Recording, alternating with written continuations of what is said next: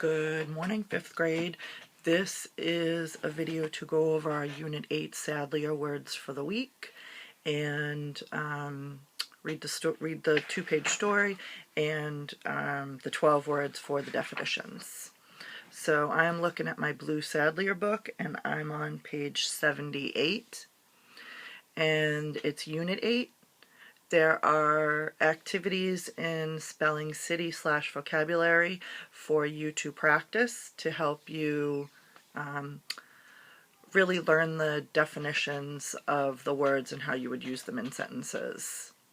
Later on this week, I will have a assignment posted on Google Classroom where you are going to write 12 sentences for me using these words in your own words.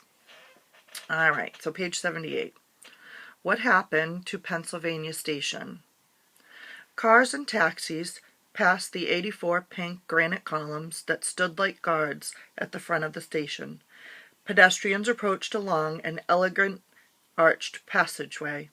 The waiting room was 15 stories high and a block and a half long. In many ways, Pennsylvania Station was also known as Penn Station, was the heart of New York City. Built in 1910, the station was an energetic place, filled with bustling crowds. Penn Station welcomed travelers with its bright and heavy atmosphere. Getting on or off a train here was an exciting thing to do. By the 1950s, however, fewer people were traveling by train. They had found alternate ways to travel. Airlines carried more and more passengers. New superhighways made driving long distances easier. By the end of the decade, the owners of Penn Station made a fateful decision. They would demolish the famous landmark. In its place, they would build an office building and a sports arena. The plan seemed to make financial sense, but little thought was given to train passengers. People would now have to board trains underground from small waiting areas near the train tunnels. Demolish Penn Station? When New Yorkers heard the plan, they couldn't believe their ears. One of the city's finest public places had been given a death sentence, and New Yorkers didn't like the verdict. Citizens joined together to save the landmark. For months they would strive to rescue it from the wrecking ball. They pointed out that the situation was an architectural treasure. It had played a key role in the life and history of the city. What's more, the new underground station would be cramped and uncomfortable. A person didn't have to be very observant to see that. Unfortunately, no one could stop the tragedy. City officials enforced the wishes of the owners, and in 1963, the wrecking balls went to work. Onlookers gazed in horror as an architectural masterpiece crashed to the ground in dust. In the end, New Yorkers resigned themselves to the loss of Penn Station. They had, however, learned a lesson. Landmark buildings had to be saved. A special landmarks commission was formed. Its primary purpose was to identify and protect the city's finest architecture. Its members recognized that as the city changes and matures, some older buildings do have to be demolished to make room for new ones. Landmarks, however, must be preserved. Ironically, by the 1990s, train travel had picked up at Penn Station, especially among commuters from surrounding towns. The underground station had difficulty handling the raging river of traffic. As predicted, few liked the cramped placement. Some New Yorkers hoped to convert a grand old post office into a new train station. The post office is in the right place, and in some ways it resembles the old Pennsylvania Station. The plan may work, but the overhaul will be a very difficult and costly feat. So the tragedy teaches another lesson. Sometimes it's better to preserve what we have than try to replace it. And in the book, it's got a couple of really nice pictures that go along with what they're talking about. I've never been to Penn Station, maybe some of you have, but from the pictures it looks like a beautiful structure and landmark. All right, flipping over to page 80, let's talk about the definitions of our 12 words this week. The first one is alternate. To do, use, or happen in successive turns, to take turns.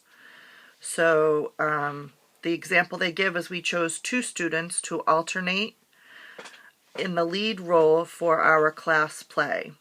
So you can say 2 words, alternate or alternate. A person acting or prepared to act in place of another, a substitute. Juries usually include 2 or more alternates. Can be used also as an adjective. Happening or appearing in turns, every other, being a choice between 2 or more things.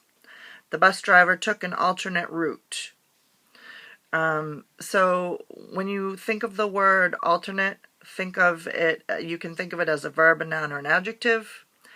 Taking turns, using different ones. Number 2, demolish, to tear down or break into pieces. That's a verb. The wrecking crew arrived to demolish the old building. Energetic, number 3, can be used as an adjective. Active and vigorous, full of energy and forceful. The example is, our teacher has an energetic assistant. Person being full of pep and energy. Number 4, enforce, a verb, to force obedience to. The example is, it is the duty of the police to protect citizens and enforce the laws. Feat, as a noun, an act or deed that shows daring, skill, or strength. The crowd cheered when the circus strongman performed a mighty feat. Number 6, hearty, an adjective. Warm and friendly, healthy, lively, and strong, large and satisfying to the appetite. The example is, we all sat down to a hearty meal. I think of that as like chicken pot pie and mashed potatoes. Number 7, mature. Can have 2 forms of the word, verb and adjective. The first one's a verb. To bring to or reach full development or growth. The puppy will mature over the summers. And an adjective, fully grown or developed. A field of mature oats waved in the breeze. They're talking about how oat grows in a field. So you could kind of picture that in your mind. If it waved in the breeze, it, flowed back and forth. But mature meaning that the oats are fully grown. They're not going to develop any further. 8, observant, as an adjective. Watchful, quick to notice, careful and diligent. An observant guard spotted the vandals, meaning the guard was watchful and quick to notice. Number 9, primary, used as an adjective or a noun. The adjective. First in importance, first in order, first in time or order, basic, fundamental. The example is, raising money was our primary order of business. Can also be used as a noun. An early election that narrows the choice of candidates who will run in the final election. The example is, the challenger won the primary. Number 10, resign, as a verb. To give up a job or an office or a right or a claim. Richard Nixon was the first president to resign from office. So if people resign from jobs, you give it up. Or it also says right or a claim. So you don't really hear that one too much, but if you resign a right, someone would give up those rights. Or a claim on something. If you let's see, had a claim to a piece of land and you didn't want it anymore, you could resign it. Today's terms, we would talk about selling it, but I'm thinking years and years ago when someone staked a claim. I'm thinking kind of in social studies where people traveled, and we talked about how people traveled to the West. They would stake a claim on a piece of land. Well, you could also resign that claim and give it up. Number 11, strive, a verb, to devote much energy or effort, to try hard. The example is, you must strive to finish your homework on time. So working hard, devoting energy, devoting time to doing something. Number 12, verdict. Noun, the decision of a jury at the end of a trial or a legal case, or any decision. The example is, the jury brought in a guilty verdict. So they brought in a decision at the end of the trial. Sometimes, too, you might hear grown-ups talking about their opinion on someone. I hear it at Home Depot quite a bit when I work there. Is we'll get a new store manager. That happens every couple years. And I'll hear people saying, oh, the jury's still out on what I think of this store manager. The jury's still out. I don't have a verdict yet on how I feel about that person. So that's just another way in conversation that I've heard it used.